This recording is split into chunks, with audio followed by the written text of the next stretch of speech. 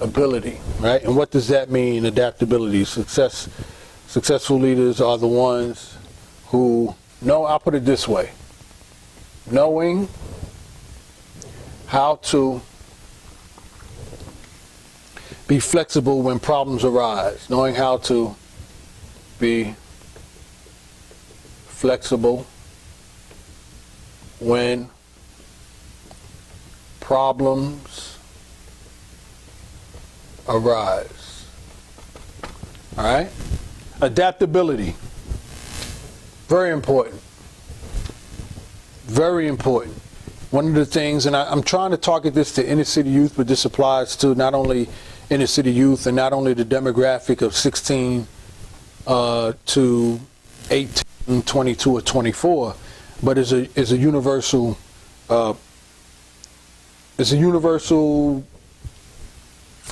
skill, I would say. A universal skill, but to certain people who it comes natural to. I want to make sure that that's clear because we're talking about inherent skill set. So adaptability. Have you been in a situation where, man, I can give examples upon examples of this. I don't want to be childish about it, but you're 16, 17, 18, and promised to go to great adventures, and instead you went to some other place. How did you handle that? Was it stressful for you, or were you cool? Your thought process was, you know, you had your heart set on going to Six Flags, but you're going to this other place, and you got there and you flowed with that. It turned out well. You made the best of it, in other words. That's the very key point. Did you make the best of any situation that you in? That's a key component to adaptability. Here too, it's not on there. Making the best of any situation, right? That's another component to adaptability, where you make the best of any situation. Or let me use this situation. You're given something and it's not what you thought it would be, but you found a way to make use of it effectively. You make the best out of any situation that you're in. You make the best. You have fun. You know, since I'm going to be here anyway, I might as well, you know, enjoy it while I'm here. I'm here, right? So I might as well enjoy it. That's an example. I don't want to give too many examples. That's an example of adaptability, making the best of any situation. Knowing how to be flexible when problems arise. And in this case, when problems arise, it's directly related to when you work. So young people, when you get that job, an example how it ties into teamwork. Prime example, right? You're working on a project. You need certain technology. You need certain equipment. You have the equipment set up or what have you, and it breaks, right? Or there's some malfunction in it, right? Now the members of the team get frustrated. They get flustered. I don't want to do this no more. It's not what I thought, whatever the case may be. If your natural skill set is a team player, teamwork, you're the one that keeps them together, keeps them focused, and keep them engaged to try and focus on the problem to come up with a solution. Adaptability.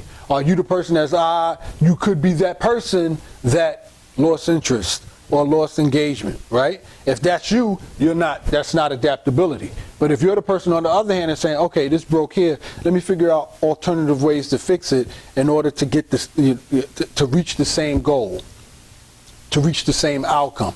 It may be a different route, but nonetheless, we're going to still get to the destination. So that's a good example of adaptability. Is that you? Are you easily adaptable? Does any place you go, you make the best of it? You maximize the potential. You utilize it to its fullest, no matter what. Is that you? Then if that's you, congratulations. You have just identified an inherent skill set, soft skill that you have. How does this benefit education in high school? Adaptability. The teacher comes into class and says, okay, pop quiz. Teacher didn't tell you he's gonna have a pop quiz the next day, but you got pop quiz, right? And you've done the necessary homework, or you paid attention enough in class to know the material, so the pop quiz isn't going to. And I know you have that. Oh, they had when I was going to school, they had that. So do you take it as you adapt? Okay, I thought we were going to do this subject or read this, or whatever, but now we have a pop quiz. All right, I'm ready to go. No problem. And you go with it. Boom. Congratulations. High school. Just put that same thing in college. College, same thing. And then on the job, same thing. Adaptability. You were given a project. You completed the project. You gave it to your supervisor, manager, or boss, what have you. And then they come back and say, yeah, but I changed my mind. I wanted to do it this way. So you're like, what? Nah, I spent all this time on doing this like you asked. No, or you like, okay, you want it this way, that way, make a note. This is exactly how you, okay, and this, that, and you ask, okay. Adaptability will also come with the inherent ability to ask certain questions or key questions. You never know the first one, right? You're taking the person that they were when they give you the project the first time. But then when you bring it, you complete the project like they asked, and they switch it up on you. Now when you take that revised version of the project you want, then you ask certain key questions. Okay, is this, you sure this is what you want? You make sure you document it or what have you. So if you bring it back the second time, and your manager or supervisor is trying to flip the script on you again, you then have something written down where you said, no, what you said yesterday, or when you handed the revisions to me, is you said you wanted this, and that. You have it written down, you have verbal confirmation of that. And it'll make the supervisor and boss think twice before they try and pull another scam on you. And then you're prepared. Okay, this is how this manager and stuff were. Okay, how you start that plan B. But we could talk about that in another comment and put comments in the field if you want to know what that is. But that's an example of adaptability. And I'm sorry for yelling. That's an example of adaptability. If that's how you are and you flow with it, and people tell you that, wow, we changed it, you cool with a lot, you just flow, or what have you. Your friends tell you that, family tell you that, what have you. Congratulations. You just identified your inherent skill set, your soft skills. That's how it ties into high school. That's how it ties into college. That's how it ties into the workforce. And then ultimately a career. You establish a career that way. I know I'm giving an outline, but also ultimately entrepreneurship. And you definitely have to be adaptable as an entrepreneur. Trust me. But there you go. So that's adaptability. So we just covered approximately 3 examples: communication, teamwork, and adaptability. These are all inherent skill sets. So let's go on to the next one real quick.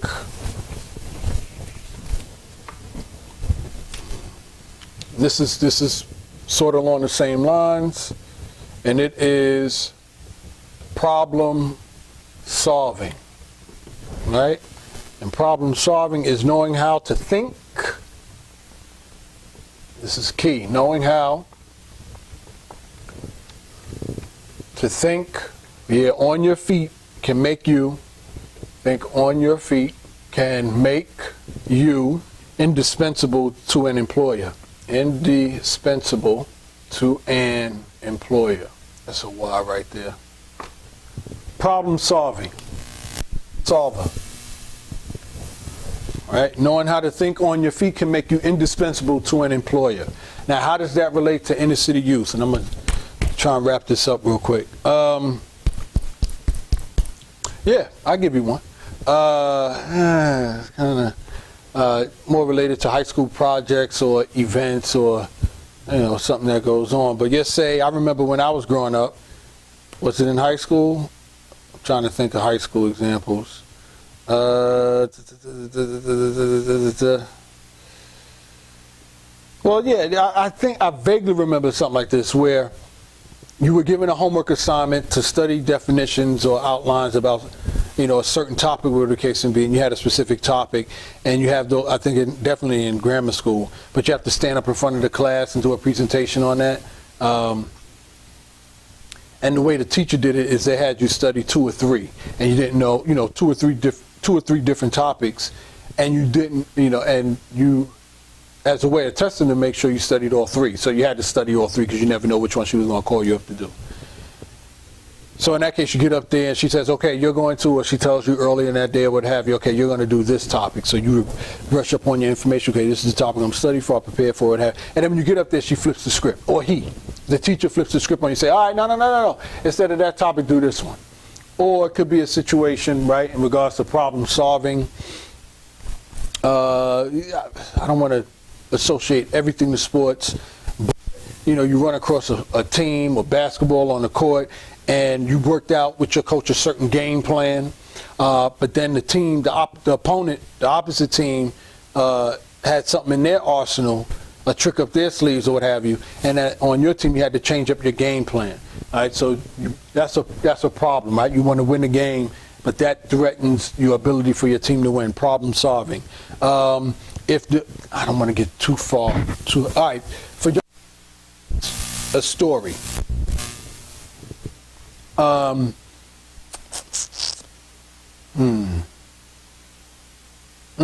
You have a contract, you have a client that expects you to deliver a certain product, certain software, certain code, whatever the case may be.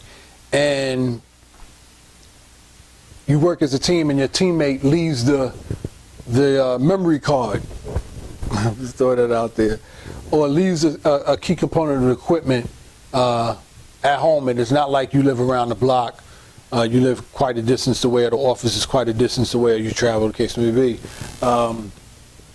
Being able to solve that, thinking on your feet in the midst, is what this is talking about, knowing how to think on your feet, and how it makes you indispensable. I hope that was a good example.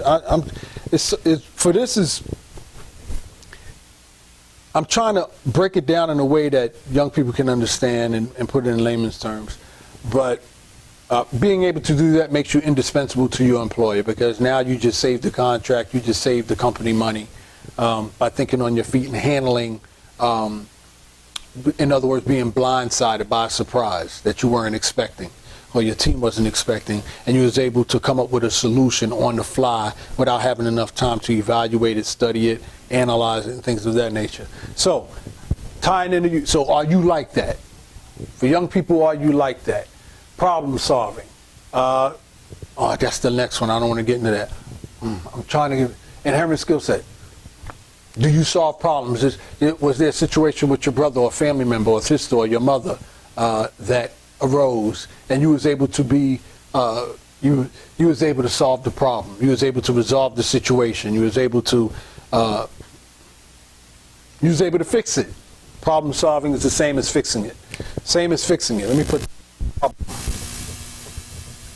right. Were you able to fix it? That's a problem solver. And I'm sure as teenagers, young, I'm definitely adults and college at that age, you've already had some type of experience with that. But as a teenager in high school, has there been situations like that? I don't want to stereotype and put that, but situations like that. Certain if there were certain foods that you were supposed to eat, and all of a sudden some funding didn't come in, were you able to solve that problem and make a dish that satisfied everyone? Mothers definitely know this. Parents, let me put it that way. Parents definitely know this, especially inner city parents, and those who were in the city who are affluent now. I don't mean to stereotype and judge. I myself came from a single family home, and I wasn't exactly rich. So my mother was very creative in especially with food, creating food, so we wouldn't be hungry and I wouldn't starve. A little personal sharing right there. But indispensable, right? That makes you not only indispensable to an employer, but also to your family, right? Or friends,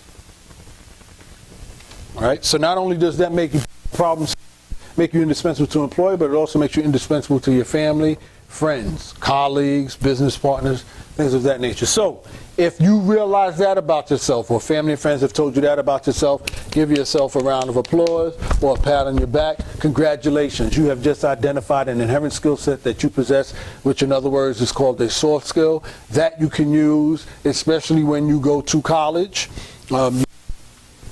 you don't have the materials for the class, whatever the case may be, or you left your homework back in the dorm room, but if you're late in the class, you're going to be docked a point or credit, or whatever the case may be. You can solve that problem by coordinating and working with a classmate of yours. You know, any of those examples, what have you, how that prepares you for higher education, and as well on the job.